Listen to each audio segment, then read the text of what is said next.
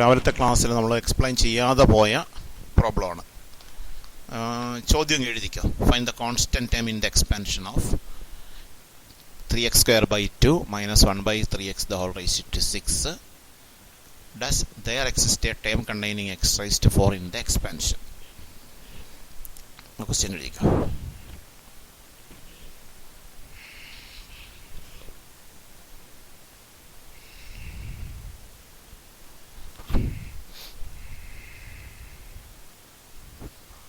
Question എഴുതി കഴിയുമ്പോൾ പറയണേ.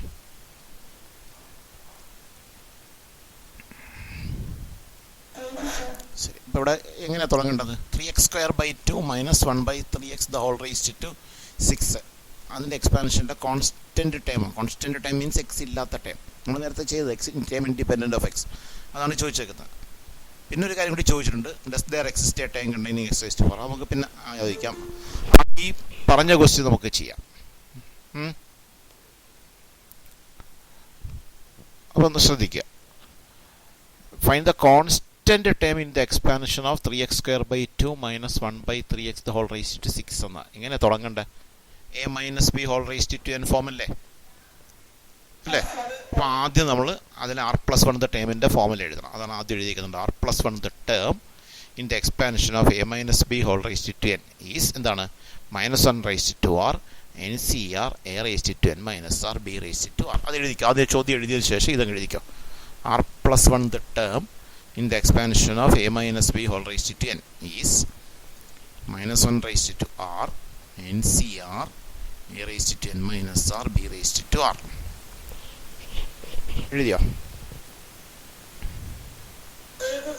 ശരി, ഇനി നമുക്ക് 3x² / 2 - 1/3x the whole raised to 6, അതായത് a - b whole raised to 10 എയുടെ സ്ഥാനത്ത് 3x² / 2, ബിയുടെ സ്ഥാനത്ത് 1/3x ആണ്, എന്നിൻ്റെ സ്ഥാനത്ത് 6 ആണ് അല്ലേ? അപ്പോൾ r+1 ദ ടൈം, ഇതിന് r+1 ദ ടൈം എങ്ങനെ മാറും? -1 raised to r NCR, n എന്നുള്ളതിന് 6 ആവും അല്ലേ? അപ്പോൾ 6CR എന്നാവും. എയുടെ സ്ഥാനത്ത് എന്താവും? 3x² / 2 എന്നാവും. 2 എന്നാവും. അപ്പോൾ 3x² / 2 whole raised to n - r, അത് 6 - r എന്ന് വരും. b raised to r, ബിക്ക് വരെ 1/3x എന്നും ആവും അല്ലേ? അപ്പോൾ ഇങ്ങനെയാണ് വരുന്നത്. നോക്കൂ, r+1 the term in the expansion ഉണ്ടോ? 3x² / 2 - 1/3x the whole raised to 6 = നമ്മൾ നേരത്തെ പറഞ്ഞ ആ ഫോമുല തന്നെയാണ്. നമ്മൾ നേരത്തെ പറഞ്ഞ ഫോമുല തന്നെയാണ്. ഏതാ? r+1 the term in the expansion of a - b whole raised to n. ആ formula -1 raised to r NCR a raised to n - r b raised to r. അതിൽ ഇവിടെ 3x² / 2 - 1/3x the whole raised to 6ൻ്റെ എക്സ്പാൻഷനിൽ r+1 the time ആണ് കാണാൻ പോകുന്നത്. അപ്പോൾ അതിന് എന്ത് ചെയ്യണം? ഈ ഫോമുലയിൽ n എന്ന സ്ഥാനത്ത് എത്ര കൊടുക്കണം? 6 കൊടുക്കണം അല്ലേ? അല്ലേടേ? എക്ക് പകരം എന്ത് കൊടുക്കണം?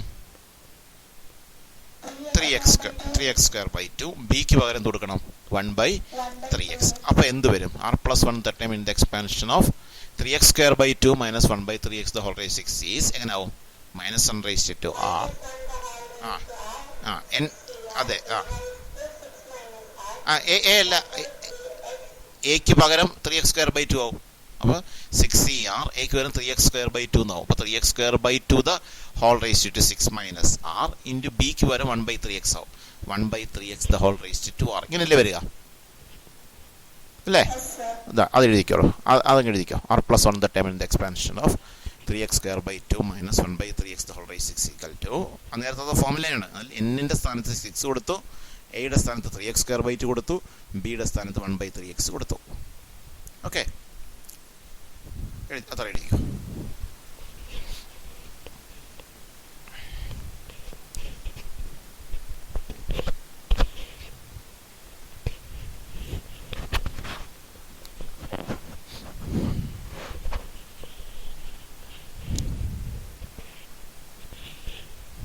എഴുതില്ലേ? ഇനി അതിനെ നമുക്കൊന്ന് സിംപ്ലിഫൈ ചെയ്യാം. -1 raised to r, അതിന് മാറ്റമൊന്നുമില്ല, അങ്ങനെ തന്നെ എഴുതാം. -1 raised to r. 6CR, അതിനും മാറ്റമില്ല. ഈ 3x² / 2 the whole raised to 6 - r, അതിനിങ്ങനെ ആക്കിക്കൂടെ? 3 raised to 6 - r whole raised to എല്ലാത്തിനും ബാധക. അപ്പോൾ 3 raised to 6 - r എന്ന് വരും.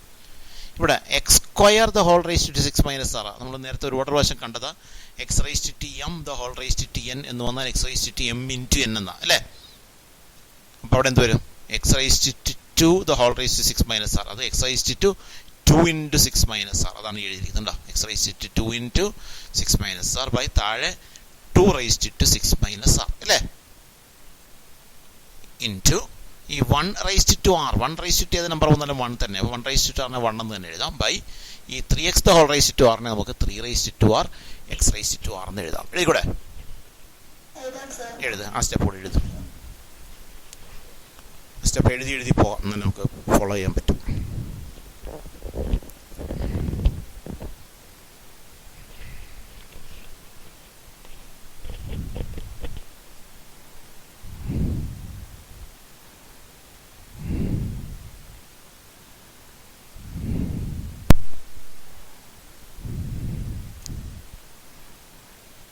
എഴുതിയോ?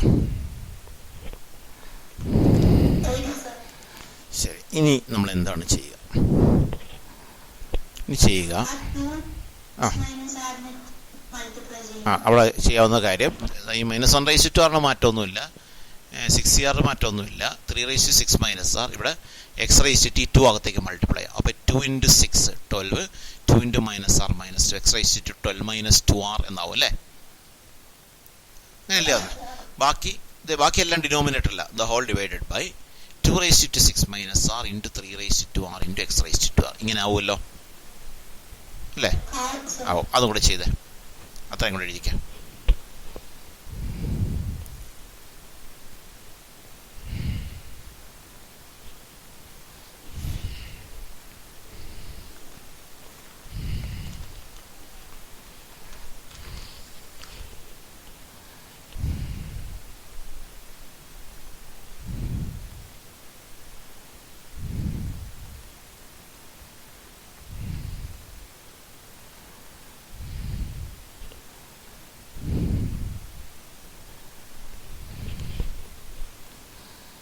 എഴുതിയോ? ഇനി എന്ത് ചെയ്യും നോക്കും. ഇനി സിംപ്ലിഫൈ ചെയ്യാൻ പറ്റുന്നത് ഇവിടെ നോക്കിയേ. ഇവിടെ മുകളിൽ 3 റേസ്റ്റ് ടു 6 മൈനസ് ആറും താഴെ 3 റേസ്റ്റ് ടു ആറും. ഈ റൈറ്റ് സൈഡിലോട്ട് ഞാൻ മാറ്റി എഴുതിയിരിക്കുന്ന ഫോമുല വായിച്ചു നോക്കി. X raised to m by x raised to n എന്ന് വന്നാൽ x raised to m minus n. അത് ഡിവൈഡ് ചെയ്യുന്നതിന് പവർ മൈനസ് ചെയ്താൽ മതി. X raised to m minus N. അങ്ങനെയാണെങ്കിൽ 3 raised to 6 minus r by 3 raised to R. നമുക്കതിനെ ഇങ്ങനെ ആക്കിക്കൂടെ? 3 raised to 6 minus R എന്നാക്കിക്കൂടെ? ആക്കാം. അതുപോലെ x raised to 12 minus 2R by x raised to r, അതിനെ എങ്ങനെ ആക്കാം? X raised to 12 minus 2R minus r എന്നാക്കാമല്ലോ. ഇവിടെ രണ്ടിടത്ത് മാത്രമാണ് സിംപ്ലിഫിക്കേഷൻ. ഈ 3യുടെ പവറും എക്സിൻ്റെ പവറും, ബാക്കിയെല്ലാം അതേപോലെ എഴുതി. -1 റേസ്റ്റ് ടു ആറിന് മാറ്റമില്ല, 6CRന് മാറ്റമില്ല. പിന്നെ മാറ്റം എവിടെയാ? 3 raised to 6 minus r by 3 raised to R എന്നുള്ളതിനെ 3 റേസ്റ്റ് ടു 6 മൈനസ് ആർ എന്ന് എഴുതി. X raised to 12 minus 2R by x raised to ആറിനെ നമുക്ക് X raised to 12 minus 2R minus R എന്ന് എഴുതി. പിന്നെ താഴെ 2 റേസ്റ്റ് ടു 6 മൈനസ് ആർ ഉണ്ട്, അതും അതേപോലെ എഴുതി. ഓക്കെ,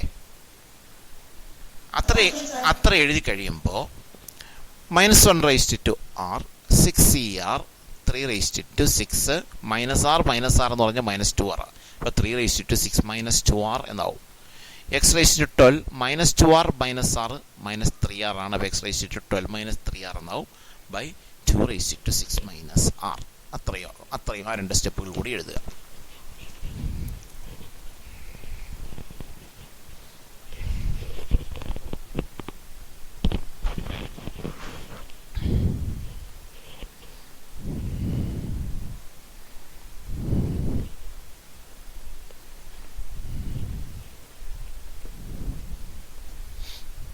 എഴുതിയ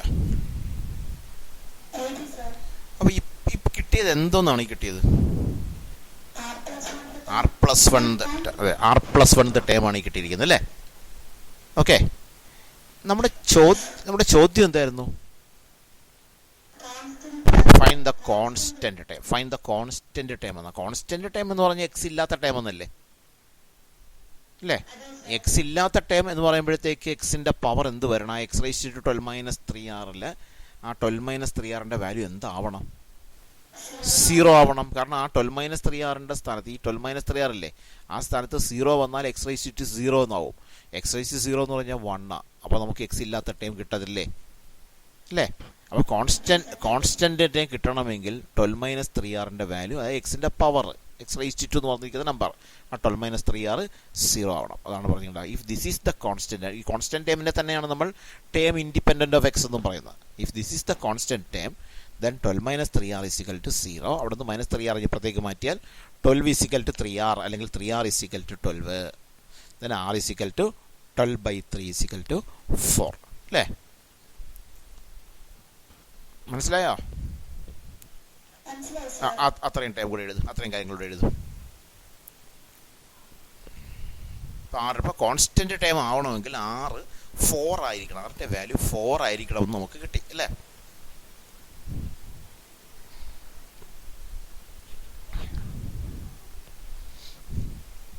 കിട്ടിയാ? അപ്പോൾ ഇനി കോൺസ്റ്റന്റ് ടൈം കണ്ടുപിടിക്കാൻ എന്ത് ചെയ്താൽ മതി? ഈ കിട്ടിയ ആറിൻ്റെ വാല്യൂ 4 കൊടുത്താൽ മാത്രം മതി അല്ലേ? ഇപ്പോൾ ഈ കിട്ടിയ r+1 ടൈം ഉണ്ടല്ലോ, അതിനകത്ത് r-ന് 4 എന്ന വാല്യൂ കൊടുത്താൽ നമുക്ക് കോൺസ്റ്റന്റ് ടൈം ആവില്ലേ? അപ്പോൾ ഇത് എങ്ങനെ മാറും? -1/r എന്നുള്ളതിന് വരെ -1/4 എന്നാവും. 6cr എന്നുള്ളത് 6c4 എന്നാവും. 3 - 2r അത് 6 - 2 × 4 എന്നാവും. x⁻12-3r അത് 12 - 3 × 4 എന്നാവും. ബൈ 2⁻6 - r അവിടെ 2⁻6 - 4 എന്നാവും. r ഉള്ളിടത്തെല്ലാം 4 എന്ന വാല്യൂ കൊടുക്കുക. ഉണ്ടോ? കോൺസ്റ്റന്റ് കണ്ടോ എഴുതിക്കുന്നുണ്ടോ? എവിടെയാണോ r ഉള്ളത് അവിടെ എല്ലാം 4 കൊടുത്തു. -1/4 6c4 3⁻6 - 2 × 4 x⁻12 - 3 × 4 by 2⁻6 - 4. അത് മനസ്സിലായോ? അപ്പോൾ അതുകൂടി എഴുതും.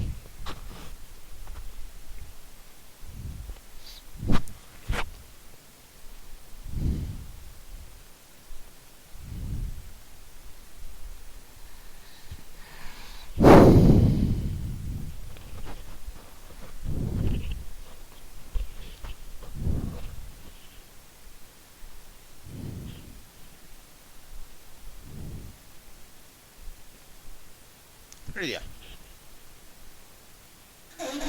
ശരി.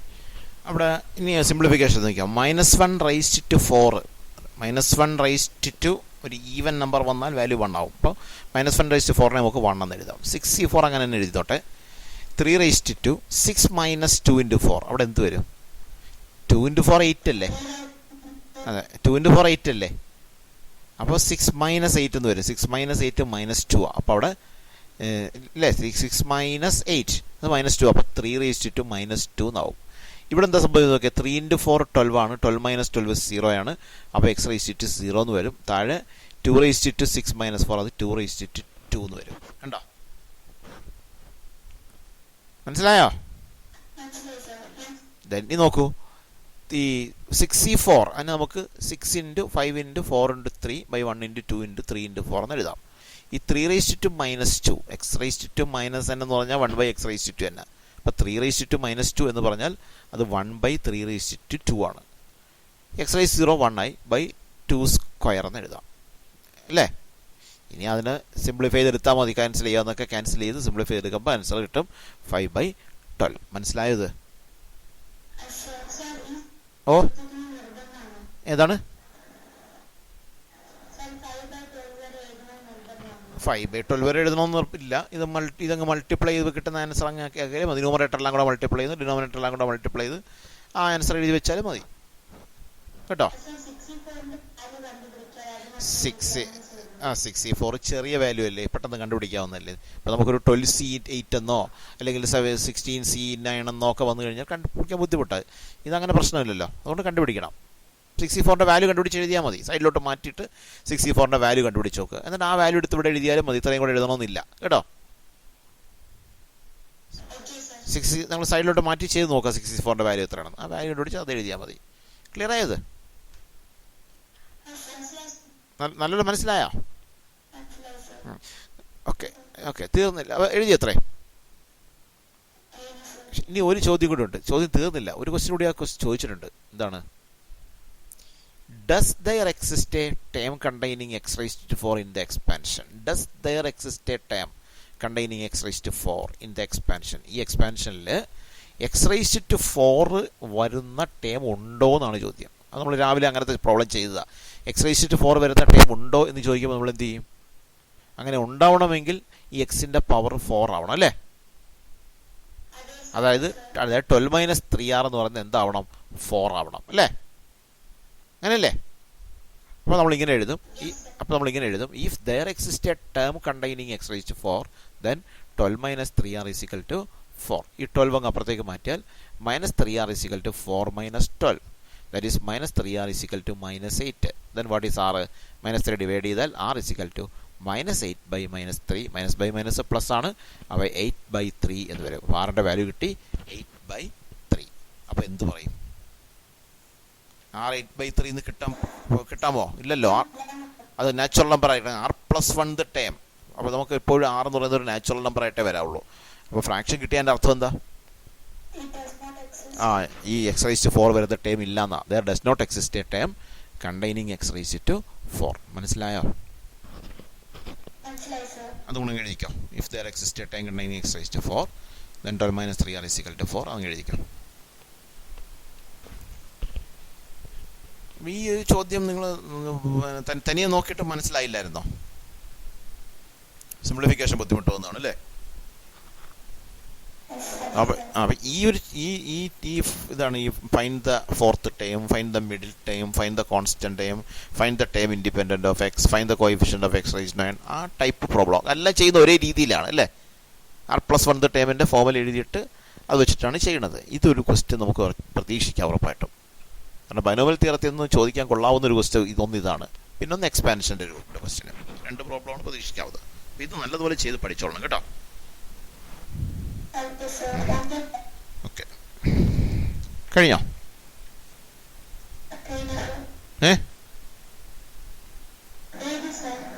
ഓക്കെ, ശ്രദ്ധിക്കാം. അപ്പോൾ അടുത്ത ഈ ക്വസ്റ്റ്യൻ ഇത് നോക്കിയായിരുന്നോ? Find the coefficient of x raised to y 6 into y cube in the expansion of x plus 2y the whole raised to 10. ഇവിടെ ചെയ്യുന്നത് ആദ്യം r+1 term. r+1 term in ഇവിടെ a plus b whole raised to n. അപ്പോൾ NCR a raised to n minus r b raised to r. ഇവിടെ എയുടെ സ്ഥാനത്ത് എന്ത് വരും? x. ബിയുടെ സ്ഥാനത്ത് എന്ത് വരും? 2y. എന്നിന് പകരം എന്ത് വരും? 9. അപ്പോൾ ഇവിടെ എന്ത് വരും ആൻസർ? r+1 ടേം എങ്ങനെ വരും? NCR എന്നുള്ളത് 9CR എന്നാവും. എ എന്നുള്ളിടത്ത് എക്സ് ആവും. X raised to 9 minus r. ബിയുടെ സ്ഥാനത്ത് 2y the whole raised to r. കണ്ടോ? ഇങ്ങനെ വരും. r+1 the term in the expansion of x plus 2y the whole raised 9 is equal to 9CR x raised to 9 minus r 2y the whole raised to r. അതിനിങ്ങനെ എഴുതാം 9CR x raised 9 minus r. ഇതിനിങ്ങനെ എഴുതാം 2 raised to r into y raised to R. മനസ്സിലായോ? അത്രേ മനസ്സിലായോ? ഇവിടെ ചോദ്യം coefficient of x raised to 6 into y cube എന്നാണ്. X raised to 6 into y ക്യൂബിൻ്റെ കോഎഫിഷ്യന്റ് കാണാൻ ഇപ്പം നമ്മൾക്ക് r+1 ടൈം കിട്ടിയിരിക്കുന്നു. അവിടെ എപ്പോഴാണ് x raised to 6 into y cube വരുന്നത്? ആറിന് എന്ത് വാല്യൂ കൊടുത്താലോ? 3 കൊടുത്താലോ? കാരണം r 3 കൊടുത്താൽ 9 മൈനസ് 3 6 ആവും. ഇവിടെ y raised to 3 y cube ആവും. അപ്പം x raised to 6 y cube വരത്തില്ലേ? അപ്പോൾ coefficient of x raise 6 y cube കിട്ടണമെങ്കിൽ എന്ത് ചെയ്യണം? r equal to 3. For getting coefficient of x raise 6 y cube put r equal to 3. ആറിന് 3 കൊടുക്കും. അപ്പോൾ എന്ത് കിട്ടും ഇവിടെ? 9c3 x raised to 9 minus 3 2 raised to 3 y raised to 3. ഇങ്ങനെ കിട്ടുന്നുണ്ടോ? 9c3 that is 9c3. ഇവിടെ 2 റൈസ്ഡ് ടു 3 ആദ്യം എഴുതി into x raised to 6 y cube. ചോദ്യം എക്സ് റൈസ്ഡ് 6 വൈ ക്യൂബിൻ്റെ കോഎഫിഷ്യന്റ് എന്താ എന്ന് പറഞ്ഞാൽ എൻ്റെ കൂടെ മൾട്ടിപ്ലൈ ചെയ്തിരിക്കുന്നത് എന്താണ്? 9c3 into 2 ക്യൂബാണ്. മനസ്സിലായോ? അപ്പോൾ ആ 9c3 ഇൻറ്റു ക്യൂബ് നമുക്ക് സിംപ്ലിഫൈ ചെയ്യാം. 9c3 9 into 8 into 7 by 1 into 2 into 3 into 2 ക്യൂബിന് 8 എന്ന് എഴുതാം. അതിനെ സിംപ്ലിഫൈ എടുക്കുമ്പോഴാണ് 672 എക്സ് റൈസ് 6 വൈ ക്യൂബ് എന്ന് കിട്ടുന്നത്. അപ്പോൾ what is coefficient of x raise 6 y cube എന്ന് ചോദിച്ചാൽ 672. മനസ്സിലായോ?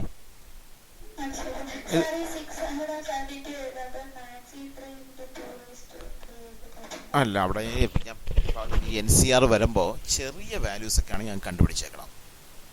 വലുതൊക്കെയാണ് ഇപ്പോൾ ഞാൻ പറഞ്ഞില്ലേ, ഇപ്പോൾ 18c9 അങ്ങനെയൊക്കെ വരിക, അത് കണ്ടുപിടിക്കേണ്ട. അതുപോലെ 9c3 ഒക്കെ നമുക്ക് കണ്ടുപിടിക്കാൻ പറ്റുന്നതല്ലേ? 9 into 8 into 7 by 1 into 2 into 3 സിമ്പിളായിട്ട് തന്നെ ചെയ്യാൻ പറ്റുന്നത് അല്ലേ? അപ്പോൾ അങ്ങനെയുള്ളത് ചെയ്ത് തന്നെ പോകണം. ചെറിയ വാല്യൂസ്. പക്ഷേ വലിയ വാല്യൂസ് വരികയാണ്, ഇപ്പോൾ 20C12 എന്നൊക്കെ വരിക, അത് ചെയ്യാൻ ബുദ്ധിമുട്ടാണ്. 20C12 എന്ന് പറഞ്ഞാൽ 20 × 19 × 12 എഴുതണം, താഴെ 1 × 2 12 എഴുതണം. അത്ര എഴുതി സിംപ്ലിഫൈ ചെയ്യുക എന്നുള്ളത് പ്രയാസമുള്ളത്. അങ്ങനെയുള്ളത് സിംപ്ലിഫൈ ചെയ്യണമെന്നില്ല, അങ്ങനെ തന്നെ കിട്ടിരുന്നാൽ മതി കേട്ടോ. അപ്പോൾ എങ്ങനെയുണ്ട് ഈ ചാപ്റ്റർ ഇത്രയും പഠിച്ചത്?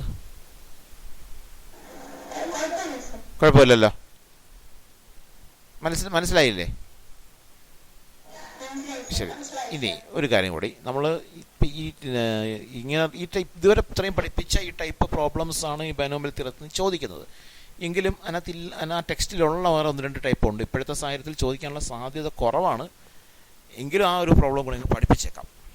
ചാൻസസ് കുറവാണ്. പണ്ടൊക്കെ ചോദിക്കുമായിരുന്നു.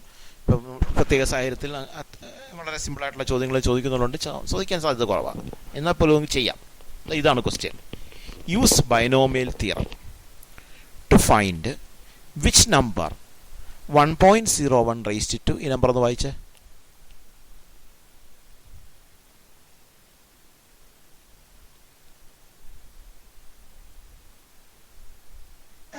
$10 lakh. അതെ, 1.01 raised to 10 lakh or 10,000 is greater. ഇതിൽ ഏതാണ് വലുതെന്ന്? 1.01 raised to 10 lakh ആണോ അതോ 10,000 ആണോ വലുത് എന്നാണ് ചോദിച്ചിരിക്കുന്നത്. ബൈനോമിയൽ തിയറം ഉപയോഗിച്ച് ചെയ്യാനാണ് പറഞ്ഞേക്കുന്നത്. ഓക്കെ, മനസ്സിലായോ? ചോദ്യം മനസ്സിലായോ? ശരി. ഞാൻ ഈ ബോക്സിൽ എഴുതിയിരിക്കുന്ന വായിച്ചു നോക്കിയേ. 1 + x the whole raised to n. നമ്മൾ എക്സ്പാൻഷൻ ഫോമുല പഠിച്ചതാണ്.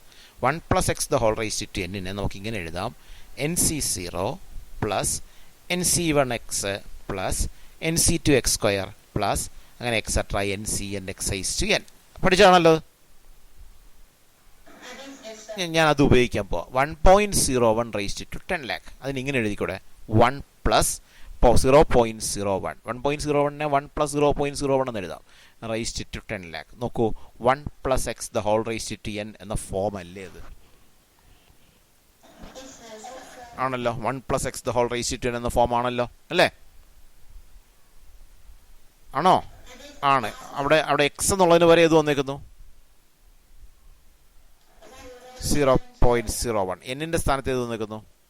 10 lakh. അപ്പോൾ നമുക്ക് ഈ ഫോമിൽ വെച്ച് തുടങ്ങാം. nc0 എന്നുള്ളതിന് പകരം ഇവിടെ എന്ത് വരും? ഇവിടെ 10 lakh. nc0 എന്നുള്ളതിന് വരും 10 lakh c0, അല്ലേ? പ്ലസ് അടുത്ത nc1x. nc1x പറ. 10 lakh c1 into x. What is X? 0.01. ഒരു കാര്യം ശ്രദ്ധിക്കുക, റേസ്ഡ് ടു 10 lakh ആണ്. എത്ര ടേം ഉണ്ടാവും എക്സ്പാൻഡ് ചെയ്ത? 10 lakh + 1. അതായത് പവർ എത്രയാണോ അതിനേക്കാൾ ഒരു ടേം കൂടുതലായിരിക്കും. അപ്പോൾ 10 lakh + 1, that is 10 lakh and 1 terms ഉണ്ടാവും, അല്ലേ? ഇത്രയും ടേംസ് എഴുതിക്കൊണ്ടിരിക്കാൻ പറ്റുമോ?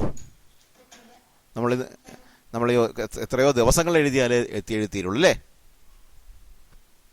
അല്ലേ? ആ, അപ്പം ഞാൻ ചെയ്യാൻ പോകണം, നമുക്കിപ്പോൾ അതിനെ ഫുൾ എക്സ്പാൻഡ് ചെയ്യൊന്നും വേണ്ട. കാരണം നമുക്കൊറ്റ കാര്യം അറിഞ്ഞാൽ മതി. ഇതിൽ ഈ 1.01 raised to 10 lakh ആണോ 10,000 ആണോ വലുതെന്ന് മാത്രം അറിഞ്ഞാൽ മതി. അല്ലാതെ 1.01 raised to 10 lakh എക്സ്പാൻഡ് ചെയ്ത് അതിൻ്റെ വാല്യൂ കണ്ടുപിടിക്കാനൊന്നും ആവശ്യപ്പെട്ടിട്ടില്ല, ഉണ്ടോ? ഇല്ല. അത് ഈ 2 നമ്പറിൽ ഏത് വലുത് എന്ന് മാത്രം അറിഞ്ഞാൽ മതി. അല്ലാതെ അതിൻ്റെ കൃത്യമായ വാല്യൂ ഒന്നും അറിയേണ്ടതില്ല. ഇത് 10,000-നേക്കാളും വലുതാണോ ചെറുതാണോ എന്ന് മാത്രം അറിഞ്ഞാൽ മതി. ഞാൻ അതുകൊണ്ട് ചെയ്യുന്നത് എന്തെന്ന് പറഞ്ഞാൽ, ഞാൻ എല്ലാ ടേമൊന്നും എഴുതുന്നില്ല. എക്സ്പാൻഷനകത്ത് പറഞ്ഞല്ലോ 10 lakh and 1, 10,01,000 ടേം ഉണ്ട്. ഞാനിപ്പോൾ 2 ടേം മാത്രമേ തൽക്കാലം എഴുതിയുള്ളൂ. ബാക്കി പ്ലസ് എക്സെട്ര എന്ന് ഇടുകയാണ് ചെയ്തത്. കണ്ടോ? വേറെ ഒന്നും ചെയ്തില്ല. 2 ടേം മാത്രം എഴുതിയിട്ട് ബാക്കിയുള്ളത് പ്ലസ് എക്സെട്ര എന്നിട്ടും. ഓക്കെ, ഇനി ഒരു കാര്യം ശ്രദ്ധിക്കുക. What is nc0? nc0 എന്ന് പറഞ്ഞാൽ 1 ആണ്. അപ്പോൾ 10 lakh c0 എന്ന് പറഞ്ഞാൽ 1 ആണ്, അല്ലേ? പ്ലസ് nc1 എന്ന് പറഞ്ഞാൽ n. അപ്പോൾ 10 lakh c1 എന്ന് പറഞ്ഞാൽ അത് 10 lakh. അപ്പോൾ 10 lakh c1 into 0.01 എന്നാണ്. അതിന് നമുക്ക് 10 lakh into 0.01 എന്ന് എഴുതാം. വീണ്ടും പ്ലസ് എക്സെട്ര. ഈ എക്സെട്ര എന്ന് പറയുമ്പോഴത്തേക്ക് ഇത്രമാത്രം ടേംസ് കിടപ്പുണ്ട്. മൊത്തം 10,01,000 ടേംസ് കിടപ്പുണ്ട്. ആ ടേംസ് എല്ലാം ഞാൻ എഴുതിയില്ല, കുറേ ഉണ്ട് അല്ലേ? അതാണ് ബാക്കി എക്സെട്രായിൽ കിടക്കുന്നത്. ഓക്കെ, ഇനി എന്ത് ചെയ്യും? 1 പ്ലസ് ഈ 10 ലാഖിനെ എങ്ങനെ 0.01 കൊണ്ട് മൾട്ടിപ്ലൈ ചെയ്യുന്ന? ഒരു 0.1 കൊണ്ട് എങ്ങനെയാണ് മൾട്ടിപ്ലൈ? 0.01 കൊണ്ട് മൾട്ടിപ്ലൈ ചെയ്യണമെങ്കിൽ പോയിന്റ് കഴിഞ്ഞ് 0.1 എന്ന് പറയുമ്പോൾ പോയിന്റ് കഴിഞ്ഞ് 2 പ്ലേസാണ്. അപ്പോൾ ഈ 10 ലാഖിന് ഇവിടെ 2 സ്ഥാനം ഇടത്തോട്ട് മാറ്റിയാൽ മതി. എന്ന് പറഞ്ഞാൽ ആ ലാസ്റ്റ് 2 സീറോ അങ്ങ് കട്ട് ചെയ്താൽ മതി. അപ്പോൾ എത്ര വരും? അവസാനത്തെ 2 സീറോ കട്ട് ചെയ്താൽ മതി. എന്ന് പറഞ്ഞാൽ 1 കഴിഞ്ഞിട്ട് എത്ര സീറോ വരും? 4 സീറോ. അതാണ്ട് 1 കഴിഞ്ഞ് 4 സീറോ. അത് മീൻസ് 10,000 എന്ന് വരും അല്ലേ? Plus etcetera. എക്സെട്ര എന്ന് പറയുമ്പോൾ എത്ര ടേമിന് കിടപ്പുണ്ട്? മൊത്തം 10,01,000 ടേംസ് കിടപ്പുണ്ട്. അതാണ് എക്സെട്രയിൽ കിടക്കുന്നത്. ഇനി അപ്പോൾ 1 പ്ലസ് 10,000 പ്ലസ് എക്സെട്ര എന്നായി അല്ലേ? 1 പ്ലസ് 10,000 എത്രയായി? 10,001 ആയി. 10,001 പ്ലസ് എക്സെട്ര എന്നായി അല്ലേ? ഈ എക്സെട്ര എന്ന് പറയുമ്പോഴത്തേക്ക് ഒരു ഇഷ്ടംപോലെ ടേംസ് കിടപ്പുണ്ട്. അതിനൊന്നും വാല്യൂ നമ്മൾ കാൽക്കുലേറ്റ് ചെയ്തിട്ടൊന്നുമില്ല. ഉണ്ടോ? ഇല്ല. പക്ഷെ 10,01,000 ടേംസ് അവിടെ കിടപ്പുണ്ട്. അതെല്ലാം കൂടെ ഒന്നും നമ്മൾ ചെയ്തിട്ടില്ല. അത് ചെയ്യേണ്ട ആവശ്യമുണ്ടോ? ഇല്ല. എന്തുകൊണ്ടില്ല? അതെ, നമുക്ക് അറിയേണ്ടത്, നമ്മളോട് ആവശ്യപ്പെട്ടത് 1.01 റേസ് ടു 10 ലാഖിന്റെ നല്ല ആവശ്യപ്പെട്ടത്. ആ 1.01 റേസ് ടു 10 ലാഖ് 10,000-നേക്കാളും വലുതാണോ ചെറുതാണോ എന്ന് മാത്രം കണ്ടുപിടിച്ചോളൂ അല്ലേ? അപ്പൊ ആദ്യത്തെ 2 ടേം കൂട്ടിയപ്പോൾ തന്നെ 10,001 ആയല്ലോ അല്ലേ? 10,01,000 ടേം ഉള്ളതിൽ ഫസ്റ്റ് 2 ടേമുകൾ കൂട്ടിയപ്പോൾ തന്നെ 10,001 ആയി കഴിഞ്ഞിരിക്കുന്നു അല്ലേ? അപ്പോൾ ഇനി അങ്ങോട്ടുള്ള ടേംസ് ഒക്കെ കൂടെ ആഡ് ചെയ്യുമ്പോൾ ഉറപ്പായിട്ടും ഈ 10,001-നേക്കാളും വീണ്ടും വലുതാവത്തല്ലേ ഉള്ളൂ. അപ്പൊ ഇപ്പൊ തന്നെ 10,000-നേക്കാളും വലുതായല്ലോ അല്ലേ? അപ്പൊ ഇനി അങ്ങോട്ടുള്ള ടേം എന്താണെന്ന് കണ്ടുപിടിക്കേണ്ട ആവശ്യമുണ്ടോ? ഇല്ല. ആദ്യത്തെ 2 ടേം കൂട്ടിയപ്പോൾ തന്നെ നമുക്ക് മനസ്സിലായി ഇത് 10,000-നേക്കാൾ വലുതാണെന്ന് മനസ്സിലായി. അപ്പോൾ നമുക്ക് എഴുതാം ഗ്രേറ്റർ ദാൻ 10,000. അപ്പോൾ നമുക്ക് മനസ്സിലായി 1.01 റേസ് ടു 10 ലാഖ് എന്ന് പറയുന്നത് 10,000-നേക്കാൾ വലുതാണെന്ന് മനസ്സിലായി. ക്ലിയർ ആയല്ലോ? അപ്പോൾ ചെയ്ത് എഴുതി ഉണ്ടല്ലോ. 1 പ്ലസ് 0.01 റേസ് ടു 10 ലാഖ് എടുത്തിട്ട് 1 plus x the whole raise to 10-ന്റെ ഫോമിൽ ഉപയോഗിച്ച് എക്സ്പാൻഡ് ചെയ്യുന്നു എന്ന് പറഞ്ഞാൽ എക്സ്പാൻഡ് ചെയ്ത് എല്ലാ ടേമും എഴുതിയോ? ഇല്ല, അങ്ങനെ എഴുതില്ല. അങ്ങനെ എഴുതേണ്ട ആവശ്യമില്ല. ആദ്യത്തെ 2 ടേമുകൾ മാത്രം എഴുതിയിട്ട് പ്ലസ് എക്സെട്ര എന്ന് കൊടുത്തു. അപ്പോൾ ആദ്യത്തെ 2 ടേം എടുത്ത് സിംപ്ലിഫൈ ചെയ്ത് എടുത്തപ്പോൾ തന്നെ 10,001 ആയി കഴിഞ്ഞു. 10,000-നേക്കാൾ വലുതായി കഴിഞ്ഞു. അപ്പോൾ നമുക്ക് മനസ്സിലായി ഈ നമ്പർ 10,000-നേക്കാളും വലുതാണ് എന്ന്. എങ്ങനെയുണ്ട്? ഓക്കെ, കുഴപ്പമില്ല. അപ്പോൾ ബൈനോമിയൽ തിയറത്തിന്റെ സഹായത്തോടുകൂടി നമുക്കിത് പറയാൻ കഴിഞ്ഞത് അല്ലേ? ഇനി അതുപോലത്തെ ഈ ഒരു ക്വസ്റ്റ്യൻ നിങ്ങൾക്ക് ഹോംവർക്ക് ആയിട്ട് ചെയ്യാം. Use the binomial theorem to find which number 1.1 raised to 10,000 or 1,000 is greater. ഇതുപോലെ ചെയ്തൂടെ? ചെയ്യാലോ? ഓക്കെ. ഇത് ഇപ്പോഴത്തെ സാഹചര്യത്തിൽ ചോദിക്കാനുള്ള സാധ്യത കുറവാണ്. വളരെ അപൂർവമായിട്ടേ ചോദിച്ചിട്ടുള്ളൂ. അതുകൊണ്ട് ഇപ്പം നമുക്ക് കൂടുതലും ഡയറക്റ്റായിട്ടുള്ള ചോദ്യങ്ങൾ ചോദിക്കുള്ളൂ. എന്നാലും ഒന്ന് അറിഞ്ഞിരിക്കാൻ വേണ്ടി പറഞ്ഞു എന്നുള്ളതുള്ളൂ. ഇതിന് മുമ്പുള്ള ഭാഗങ്ങളാണ് ഇതിനകത്ത് ഇമ്പോർട്ടൻറ്റ് പാർട്ട്.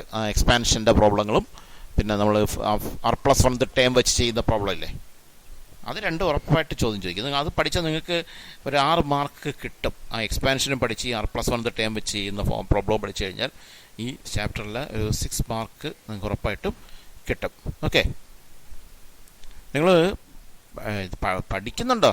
അതോ വെറുതെ ഇതുവരെ പഠിച്ചു പോകണം. കാരണം ഞാൻ നിങ്ങളടുത്ത് പറഞ്ഞു, പരീക്ഷ ഒരുപാടൊന്നും നീണ്ടുപോകാൻ സാധ്യതയില്ല. നമ്മൾ മെയ്യിൽ പരീക്ഷ ഉണ്ടാവുമെന്നുള്ള പ്രതീക്ഷ തന്നെ, ഉണ്ടാവുകയോ ഉണ്ടാകാതിരിക്കുകയോ ചെയ്യട്ടെ, ഉണ്ടാകും എന്നുള്ള പ്രതീക്ഷ തന്നെ പൊയ്ക്കൊള്ളണം. കാരണം ഇപ്പം ഡിപ്പാർട്ട്മെൻറ്റ് കണക്കാക്കുന്നത് വരുന്ന വർഷമെങ്കിലും കൃത്യസമയത്ത്, ഇപ്പോൾ 2 വർഷമായിട്ട് നമ്മൾ താമസിച്ചല്ലേ ക്ലാസ്സുകൾ സ്റ്റാർട്ട് ചെയ്യുന്നത്.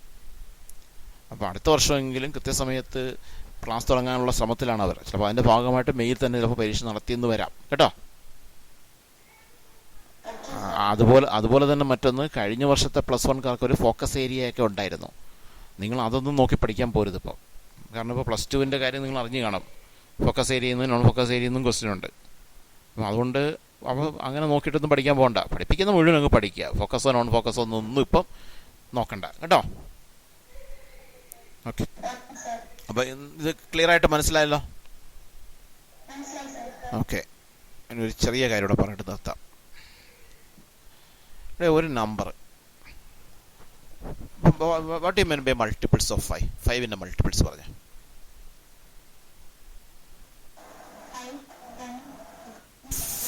5, 10, 15, 20 എക്സെട്ര അല്ലേ? 20 എക്സെട്ര. ഒന്ന് ശ്രദ്ധിച്ച്, 5 എന്ന് പറഞ്ഞാൽ 5 into 1 അല്ലേ? 10 എന്ന് പറഞ്ഞാൽ 5 into 2 അല്ലേ? 15 എന്ന് പറഞ്ഞാൽ 5 into 3 അല്ലേ? 20 എന്ന് പറഞ്ഞാൽ 5 into 4 അല്ലേ? അപ്പോൾ ഒരു 5ന്റെ മൾട്ടിപ്പിൾ ഏത് ഫോമിലായിരിക്കും? ഇങ്ങനെ ആയിരിക്കത്തില്ലേ? 5n എന്ന ഫോമിലായിരിക്കത്തില്ലേ? കാരണം n-ന് നമ്മൾ 1 എന്ന് കൊടുത്താൽ 5 into 1 5 ആവും. n-ന് 2 കൊടുത്താൽ 5 into 2 10 ആവും. n-ന് 3 കൊടുത്താൽ 5 into 3 15 ആവും. അപ്പോൾ n-ന് 1 2 3 4 എക്സെട്ര, അതുപോലെ -1 -2 -3 എക്സെട്ര ഇങ്ങനെ വാല്യൂസ് കൊടുത്താൽ 5ന്റെ മൾട്ടിപ്പിൾസ് കിട്ടില്ലേ? ഒരു നമ്പർ 3യുടെ മൾട്ടിപ്പിൾ ആണെന്ന് പറഞ്ഞാൽ അത് ഏത് ഫോമിലായിരിക്കും? 3n എന്ന ഫോമിലായിരിക്കും അല്ലേ? ആയിരിക്കുമല്ലോ. അപ്പം ഞാൻ പറയാണ് m is a multiple of n അല്ല, m is a multiple of 3. m is a multiple of 3. അപ്പോൾ നമുക്ക് എന്ത് എഴുതാം? m is equal to 3n എന്ന് എഴുതാം അല്ലേ? അപ്പം ഞാൻ പറയാണ് m is a multiple of 5. അപ്പോൾ നമുക്ക് എന്ത് പറയാം? m is equal to 5n. ആ കാര്യം അറിയാമല്ലോ. ഓക്കെ, അപ്പോൾ നോക്കണ്ട, m is a multiple of 5 means m is equal to 5n where n is a natural number. Okay, ഈ ക്വസ്റ്റ്യൻ നോക്കൂ. Use binomial theorem to prove that 9 raised to n plus 1 minus 8n minus 9 is divisible by 64. എന്ത് divisible by 64 എന്ന് പറഞ്ഞാൽ 64 കൊണ്ട് divide ചെയ്യാൻ പറ്റും. 64 കൊണ്ട് divide ചെയ്യാൻ പറ്റും എന്ന് പറഞ്ഞാൽ എൻ്റെ അർത്ഥം 64ന്റെ മൾട്ടിപ്പിൾ ആണെന്നാണ്. ഒരു നമ്പറിനെ 5 കൊണ്ട് ഡിവൈഡ് ചെയ്യാൻ പറ്റും എന്ന് പറഞ്ഞാൽ എൻ്റെ അർത്ഥം എന്തുവാ? ആ നമ്പർ 5ന്റെ മൾട്ടിപ്പിൾ ആണ് അല്ലേ? അപ്പോൾ ഡിവിസിബിൾ ബൈ 64 മീൻസ് 64 കൊണ്ട് ഡിവൈഡ് ചെയ്യാൻ പറ്റും. That means that number is a multiple of 64. അപ്പോൾ ഇത് 64ന്റെ മൾട്ടിപ്പിൾ ആണെന്ന് പ്രൂവ് ചെയ്യാനാണ് പറഞ്ഞത്. 64ന്റെ മൾട്ടിപ്പിൾ ആണെന്ന് പ്രൂവ് ചെയ്യണമെങ്കിൽ അതിനെ 64 into n എന്ന് എഴുതാൻ പറ്റുമെന്ന് പ്രൂവ് ചെയ്താൽ മതി അല്ലേ? അതെ. അപ്പോൾ അതിന് ഈ പ്രോബ്ലത്തിൽ ഇതിൻ്റെ തുടക്കം ഒന്ന് ഓർത്തിരിക്കണം. ഇതിനകത്ത് ആദ്യത്തെ ടൈം കണ്ട 9 raised to n plus 1 എന്ന ടൈം കിടപ്പില്ലേ?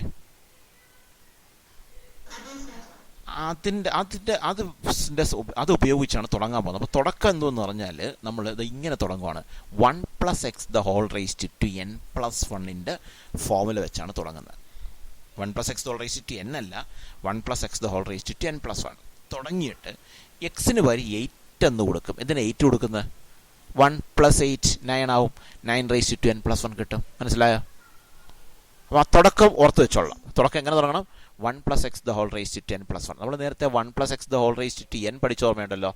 നമ്മൾ നേരത്തെ എക്സ്പാൻഡ് നേരത്തെ ഉപയോഗിച്ചല്ലോ. 1 + x the whole raised to എന്താ ഇവിടെ? എന്താ 1 + x the whole raised to n എന്താണ്? nc0 + nc1x + nc2x² + എക്സെട്ര അല്ലേ? അപ്പോൾ 1 + x the whole raised to n plus 1 എന്താവും? ഇങ്ങനെ ആവത്തില്ലേ? n + 1 c0 അല്ലേ? Plus n + 1 c1x plus n + 1 c2x² plus അങ്ങനെയല്ലേ പോകുന്നത്? അപ്പോൾ നോക്ക്, ഇതാണ്ടാ എഴുതിയിരിക്കുന്നുണ്ടോ?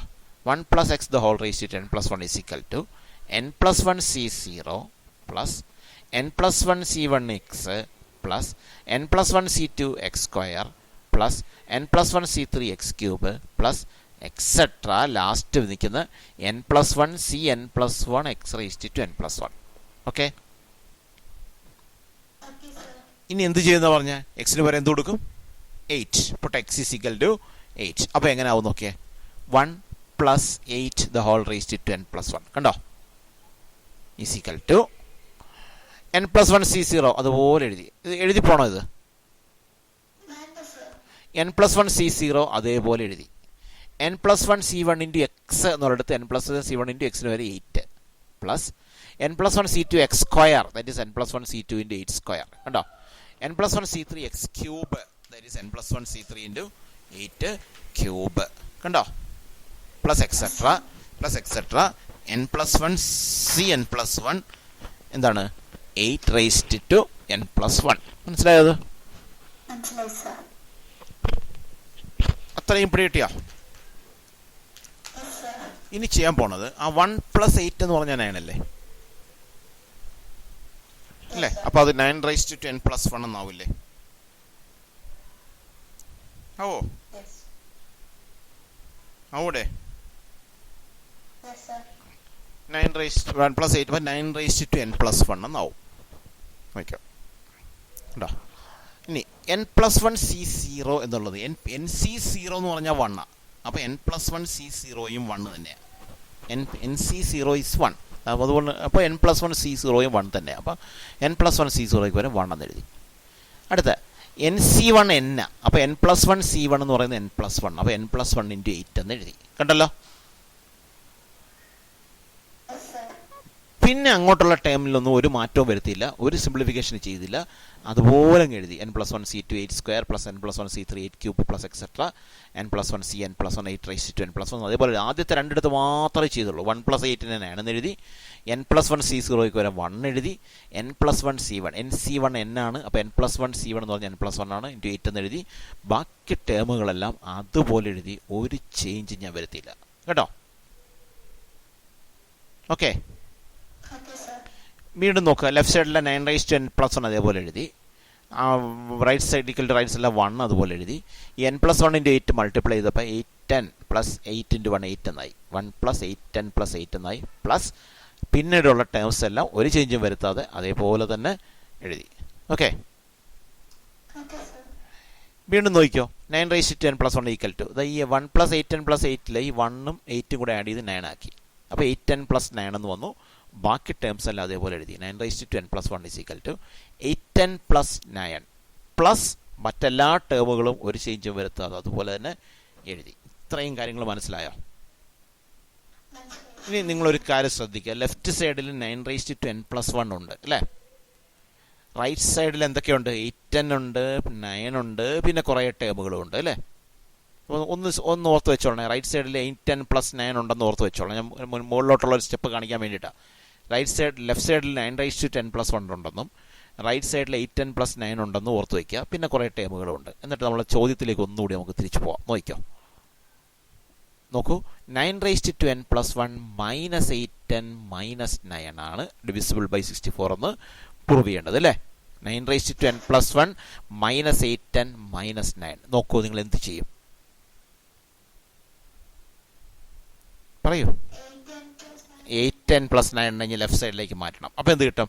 9^10+1 - 810 - 9 ഈക്വൽ ടു ആ റൈറ്റ് സൈഡിലുള്ള എല്ലാം അതുപോലെ എഴുതി. n+1c2 8² n+1c3 8³ etcetera. കണ്ടോ? ഇനി നിങ്ങളൊന്ന് ശ്രദ്ധിക്കുക. റൈറ്റ് സൈഡിലേക്ക് ഒന്ന് ശ്രദ്ധിക്കുക. ആദ്യത്തെ ടേമിൽ 8² കിടപ്പുണ്ട്. 8² മീൻസ് 8 × 8 2 പ്രാവശ്യം മൾട്ടിപ്ലൈ ചെയ്തിരിക്കുക. അടുത്ത ടേമിൽ 8³ കിടപ്പുണ്ട്. 3 പ്രാവശ്യം. അടുത്ത ടേമിൽ 8^4 ആയിരിക്കും ഉണ്ടാവുക അല്ലേ? അപ്പോൾ എന്തായാലും 8² എന്ന് പറയുന്നത് കോമൺ ആയിട്ട് എടുക്കാൻ പറ്റുമല്ലോ? പറ്റൂലേ? കോമൺ. അങ്ങനെ 8² കോമൺ ആയിട്ട് എടുക്കുക. അപ്പം 9^10+1 - 810 - 9 ഈക്വൽ ടു 8² പുറത്തെടുത്താൽ അകത്ത് പിന്നെ എന്തുണ്ട്? ആദ്യത്തെ ടേമിൽ n+1c2 ഉണ്ട്. രണ്ടാമത്തെ ടേമിൽ 8² പുറത്തെടുത്താൽ 8 × 8 × 8 8³ കിടക്കുന്നത്. 3 പ്രാവശ്യമാണ് 8 മൾട്ടിപ്ലൈ ചെയ്തിരിക്കുന്നത്. സ്ക്വയർ പുറത്തെടുക്കാന്ന് പറഞ്ഞാൽ 2 പ്രാവശ്യം പുറത്തെടുത്തു. അപ്പോൾ പിന്നെ ബാക്കി 8 അവിടെ കാണും. n+1c3 × 8 എന്ന് വരും. പിന്നെ പ്ലസ് എക്സെട്ര. അതായത് ഇപ്പോൾ ഈ 8² പുറത്തെടുക്കുമ്പോൾ പവർ 2 കുറയുകയാണ് ചെയ്യുന്നത്. 8³ എന്നുള്ളത് 8^1 ആയി മാറും. ഇവിടുത്തെ പവറിൽ 2 എണ്ണം കുറയും. കാരണം 8² ആണ് പുറത്തെടുത്തുന്നുണ്ട്. അപ്പോൾ ഇവിടെ അതുപോലെ സംഭവിക്കുന്നത്. ലാസ്റ്റ് ടേബിൾ n+1 പവർ 2 കുറയും. n+1 2 കുറഞ്ഞ എത്രയാവും? n+1 - 2 n - 1 എന്നാവും. അപ്പോൾ n+1c n+1 8^10 - 1 എന്ന് ബ്രാക്കറ്റിനകത്ത് വരും. 8² 64 ആണ്. അപ്പോൾ 9^10+1 - 810 - 9 ഈക്വൽ ടു 8² വരെ 64 എന്ന് എഴുതാം. ഇൻറ്റു ഈ ബ്രാക്കറ്റിനകത്ത് കുറേ എക്സ്പ്രഷൻസ് കിടപ്പുണ്ടല്ലേ? ഇതെന്താണ്? n+1c2 n+1c3 എന്നൊക്കെ പറയുന്ന NCR എന്ന് പറയുന്ന അറേഞ്ച്മെന്റുകളുടെ എണ്ണമല്ലേ? അല്ല, സെലക്ഷനുകളുടെ എണ്ണമല്ലേ? ആ എണ്ണം എപ്പോഴും നാച്ചുറൽ നമ്പർ അല്ലേ? ഒരിക്കലും ഫ്രാക്ഷൻ ആവത്തില്ലല്ലോ അല്ലേ? ആവോ? NCR എന്ന് പറയുന്നത് ഒരിക്കലും ഫ്രാക്ഷൻ ആവില്ല. NCRഉം NPRഉം ഫ്രാക്ഷൻ ആവില്ല. നാച്ചുറൽ നമ്പേഴ്സേ വരും. അപ്പോൾ ഇതെല്ലാം നാച്ചുറൽ നമ്പേഴ്സാണ് അല്ലേ? ഈ n+1c2 n+1c3 ഇതെല്ലാം നാച്ചുറൽ നമ്പേഴ്സാണ്. അതെല്ലാം കൂടി എടുത്ത് ആഡ് ചെയ്തോ മൾട്ടിപ്ലൈ ചെയ്തോ ഒക്കെ സിംപ്ലിഫൈ ചെയ്തെടുത്താൽ തീർച്ചയായും ഒരു നാച്ചുറൽ നമ്പർ തന്നെയല്ലേ കിട്ടുന്നത്? അപ്പോൾ നമ്മൾ ഇതിനൊന്ന് സിംപ്ലിഫൈ ചെയ്യാനൊന്നും പോകണ്ട. ഇങ്ങനെ എഴുതാം. 64 ഇൻറ്റു ഇതിനെല്ലാം കൂടെ ചേർത്ത് എ നാച്ചുറൽ നമ്പർ എന്ന് എഴുതാം. എന്താ അതിൻ്റെ അർത്ഥം? 64 ഇൻറ്റു എ നാച്ചുറൽ നമ്പർ എന്ന് എഴുതാൻ പറ്റിയാൽ അതിൻ്റെ അർത്ഥം അത് 64ൻ്റെ മൾട്ടിപ്പിൾ ആണെന്നല്ലേ. ഒരു നമ്പറിനെ നമ്മൾ 64 ഇൻറ്റു എ നാച്ചുറൽ നമ്പർ എന്ന് എഴുതാൻ പറ്റിയാൽ അതിൻ്റെ അർത്ഥം ആ നമ്പർ 64ൻ്റെ മൾട്ടിപ്പിൾ ആണെന്ന്. അപ്പോൾ 9 raise to n + 1 - 8n - 9 is a multiple of 64 എന്ന് കിട്ടി. മൾട്ടിപ്പിൾ ഓഫ് 64 എന്ന് പറഞ്ഞാൽ 64ൻ്റെ മൾട്ടിപ്പിൾ ആണെന്ന് പറഞ്ഞാൽ അതിൻ്റെ അർത്ഥം അതിനെ 64 കൊണ്ട് ഡിവൈഡ് ചെയ്യുന്നത്. അപ്പോൾ 9 raise to n + 1 - 8n - 9 is divisible by 64 എന്ന് കിട്ടി. ക്ലിയർ ആയോ? ഇതൊരു അല്പം ബുദ്ധിമുട്ടുള്ളതാണ്. കാരണം തുടക്കം ഓർത്ത് വെക്കണം. ചില സ്റ്റെപ്പുകൾ ഓർത്ത് വെച്ചാലേ ചെയ്യാൻ പറ്റൂ. അതുകൊണ്ട് ഇപ്രാവശ്യത്തെ സാഹചര്യത്തിൽ ചോദിക്കാൻ സാധ്യതയില്ല.